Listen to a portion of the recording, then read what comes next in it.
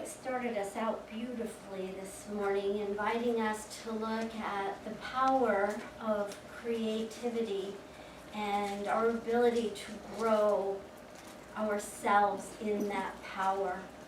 That is indeed our talk this morning, and no, we did not correspond other than in the one mind. But our talk title is entitled, What's Your Power? We are not looking necessarily at how physically strong you are, but rather we're looking at the subtle power, the spiritual power, our personal inner power.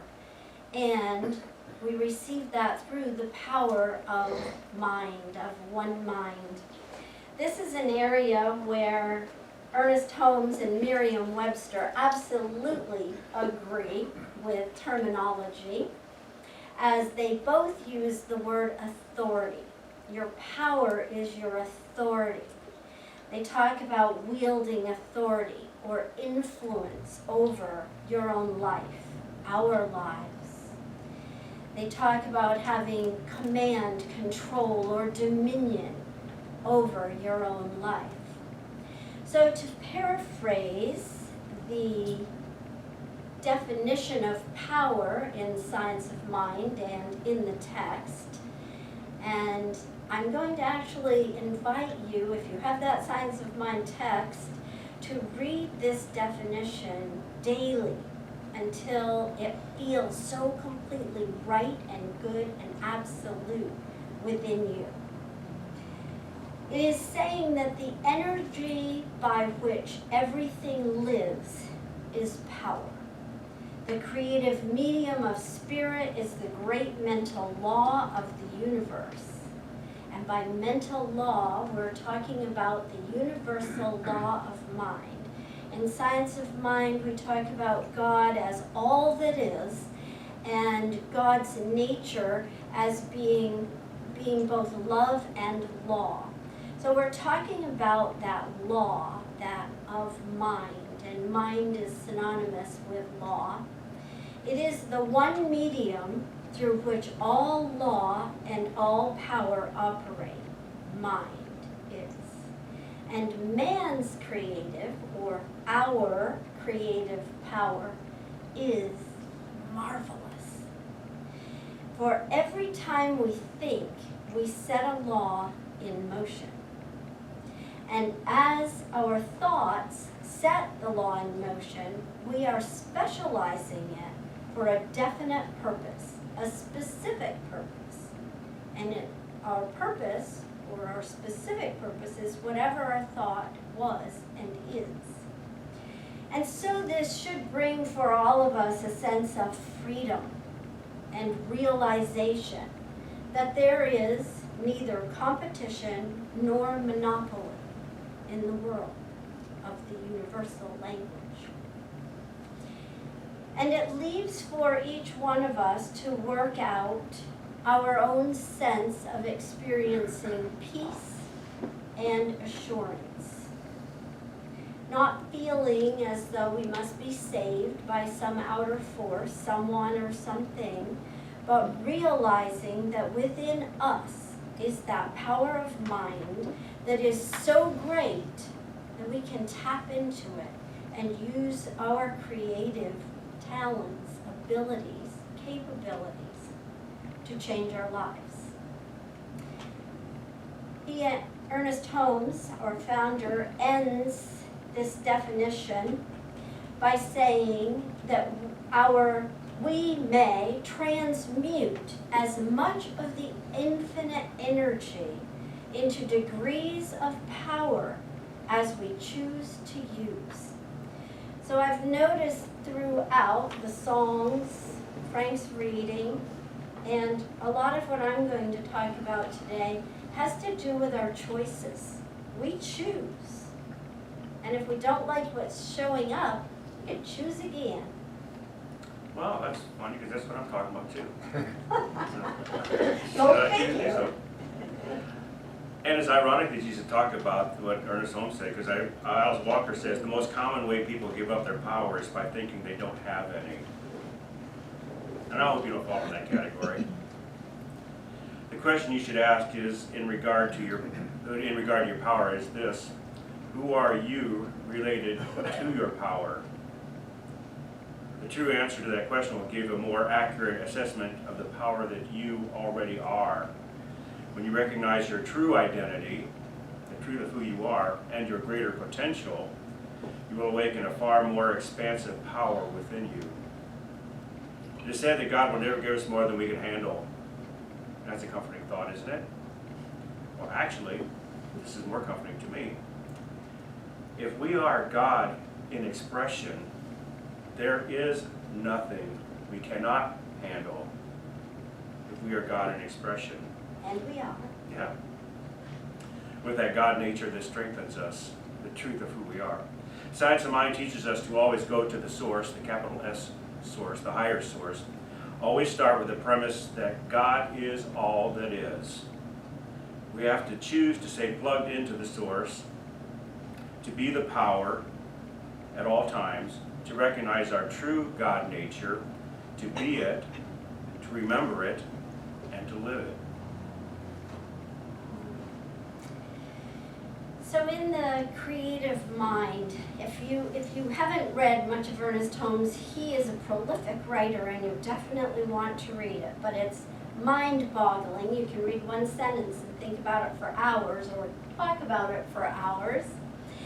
In Creative Mind, he writes, if you believe absolutely that you can do a certain thing, the way will always be open for you to do it. If you also believe that time will have to elapse, then you are making a law and time will have to elapse.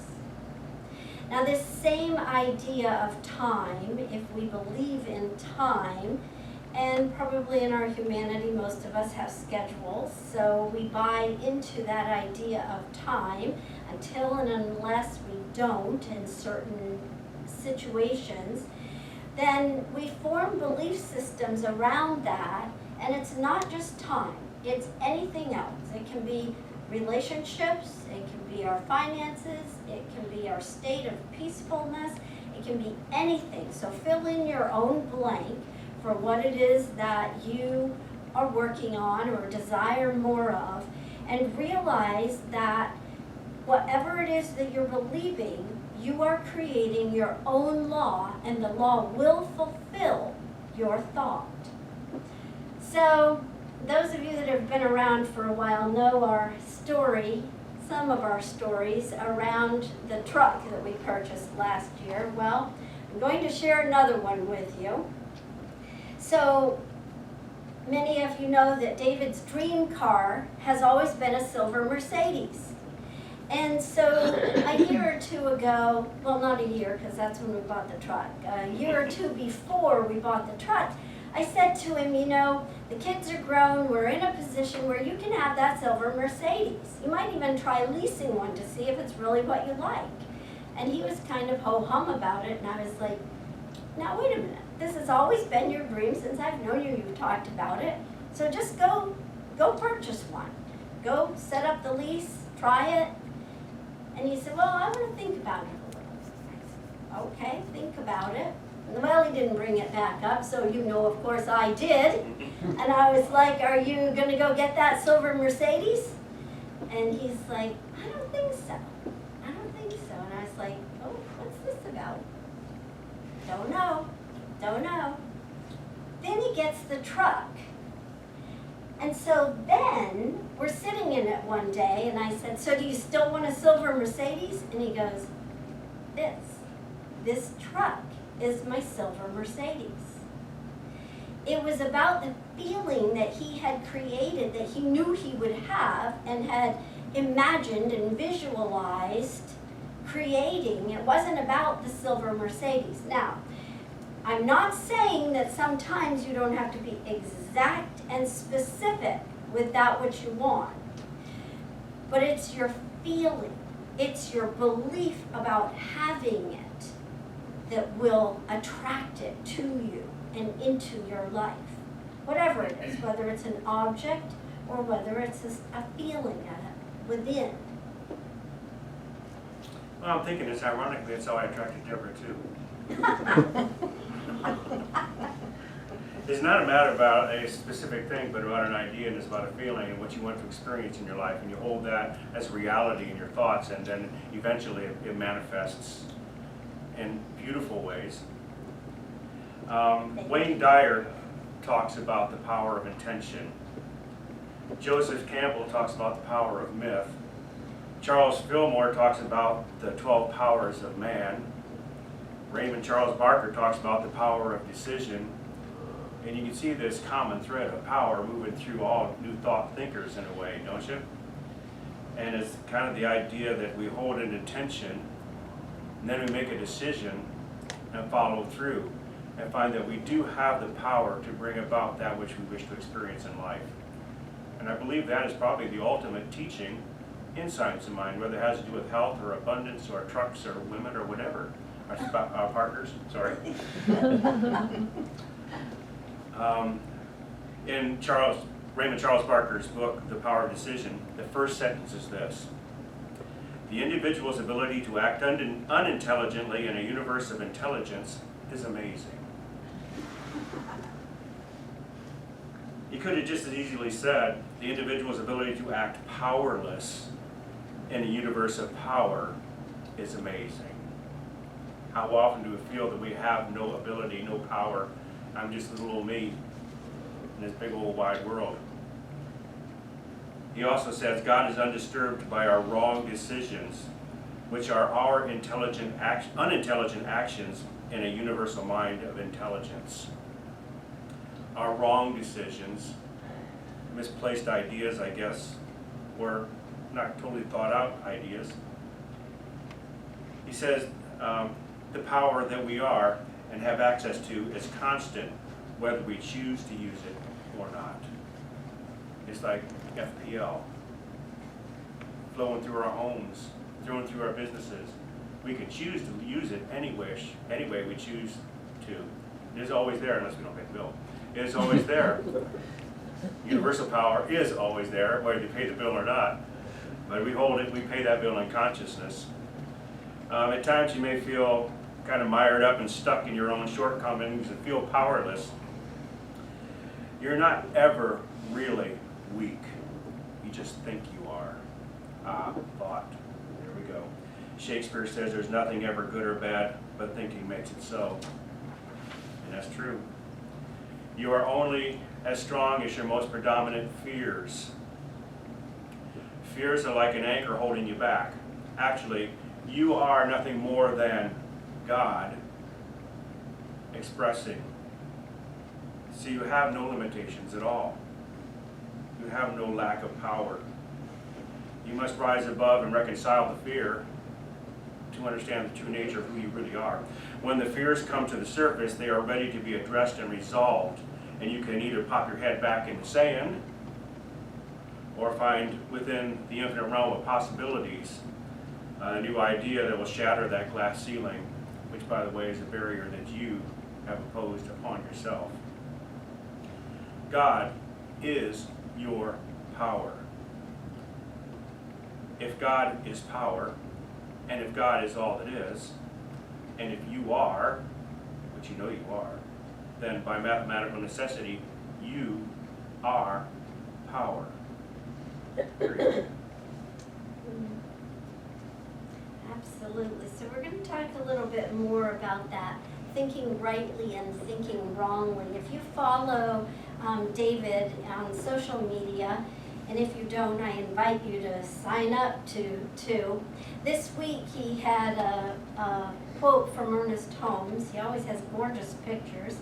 And it said this: the power of God within us is like a sleeping giant which must be awakened that it may spring into action.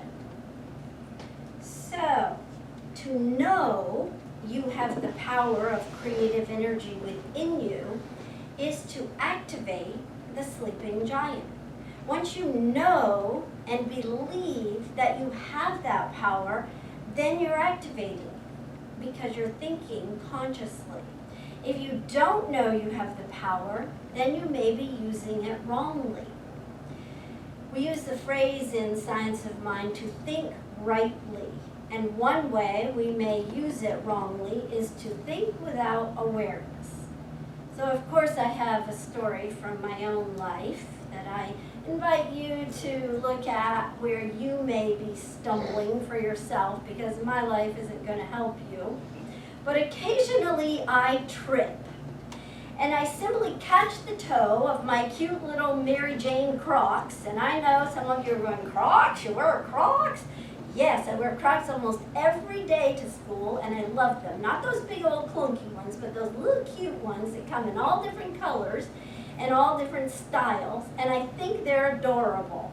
However, I do stub my toe in them sometimes, and I don't fall, I just stumble. So, being a Science of Mind kind of person, whenever that would happen, I started thinking about why. I do that, I don't know if you do that, but I do that with anything in my life that isn't or doesn't feel to me to be perfect. And a stumble didn't feel to be perfect. Although I do get a lot of laughter out of it because I don't fall. I just take a little lurch forward. And people around me go, oh, are you okay? I'm like, yes. And I laugh once again. But in this case, I didn't have to think very long and hard before I realized that the cause didn't run very deep. It was simply my lack of awareness. Now, I'm the kind of person who multitasks. So I consider walking, especially at work, where is mostly where I stumble, a waste of time. I have to walk here and walk there, across the whole campus and back again, and then back again and back again. And of course I understand that. It's to keep my students safe, bringing them here and there, and to get my messages from the office, etc., etc. But I don't like that walk time. And so I use it to plan and to think ahead, and I focus my attention on my plans and my thoughts instead of my walking. So I might stumble, right? That makes sense.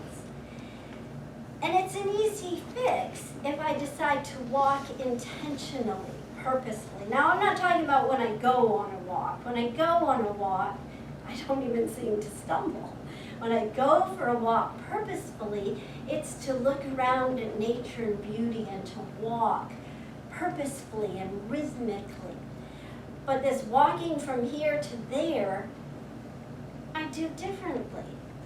But the thing is that I get to decide if I'm going to think rightly and shift the way it's falling out or not. And likewise, you get to decide when you engage your creative power to think rightly, your inner giant. It's all up to you. So where in your life, what area do you notice a stumble? And how, if you choose, might you utilize the power of the mind within you to think rightly? Well, you're only stuck and powerless and weak and stumbly until you decide something has to change.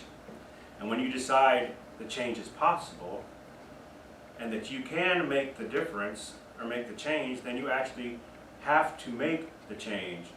You actually do make a change and live the life you've always imagined. You are the living power of the universe in human form. The key to using the power is to know what you want.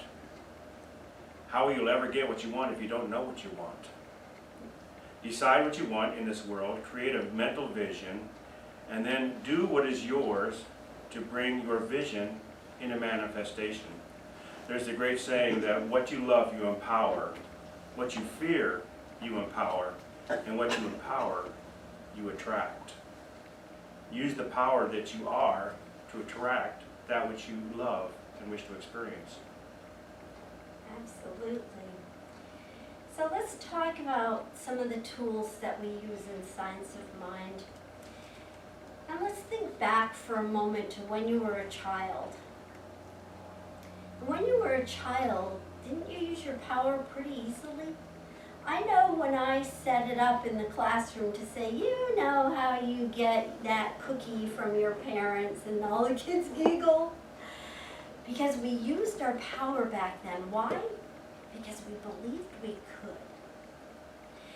And we still can. Children play freely and creatively. So when we were doing this talk, I started thinking about my own children and when they were little. And of course, one of the go-tos, especially for my daughter, was Barbie dolls. She had lots of them. And she used those, and I know they're real popular right now. It's a hot item. But I also thought about the Ninja Turtles. My son loved the Ninja Turtles, and his love of it was so contagious that even though they were boys, he got his sister to participate too and dress up and play with them. So the Ninja Turtles, there was Leonardo, who was the headstrong leader. There was Donatello, who was the brains of the team. Michelangelo, who was the free spirit, fun-loving comic. And then there was Raphael, who was the more serious, masculine one of the team. The Ninja Turtles were named after the Renaissance artists who used their personal power to create beauty in the world. Each one of us also has the ability to bring much to life, much beauty, much good, much love. Maybe it's through your use of laughter and joy. Maybe you're ready to create some new relationships or enhance the ones that you already have. Maybe it's to try something new, something you've always wanted to try, but weren't really sure if you were going to or not. Maybe now's the time. And maybe it's as simple as knowing peace within your soul as you go through the day. And I say simple, but maybe not always easy, depending on what your thoughts are creating for you. So how? One of the most important ways I know is affirmations. I often wonder to myself if we just forget to use them, or maybe we aren't convinced yet how life-changing they are. But affirmations are a game changer. And they can be through singing a song, they can be through repeating them over and over, they can be through your prayer.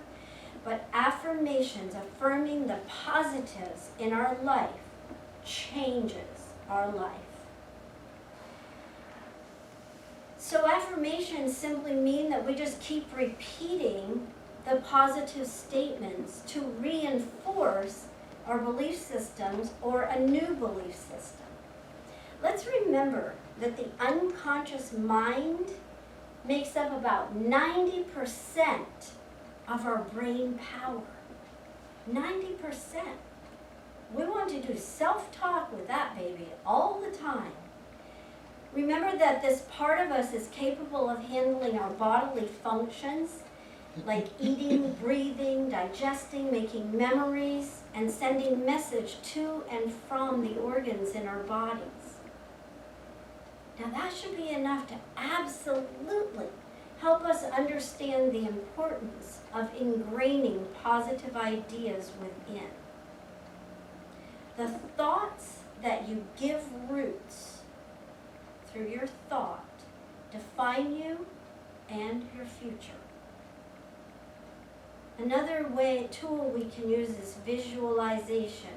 Vividly imagining yourself achieving your goal, as David did with his silver Mercedes. And do it often. Do it a lot through the day. I know sometimes I get really busy at work and I forget to even breathe consciously. But when I stop myself and take a breath, in a moment you can notice your shoulders relax, your body relaxes. So it's creating that habit, because as you think, it is done unto you. Forbes magazine had an article in 2022 in which they stated that we are just beginning to discover and unleash the power of the mind as a tool. They say our minds are our most powerful tool for all levels of success in life, and that we should harness this most powerful tool because our thoughts shape who we are and who we will become, as well as influencing our physical well-being and emotional state. Who knew? How about science of minders? This is nothing new for us. We just have to make it a reality in our own life. So a couple more ideas. Science also tells us that drinking water, getting sunlight, and regular exercise wake up our brains and provide necessary energy. Those things invigorate us. So now I just shared 5 very simple ways that we can change our lives and awaken that sleeping giant within and use our power to create in our lives.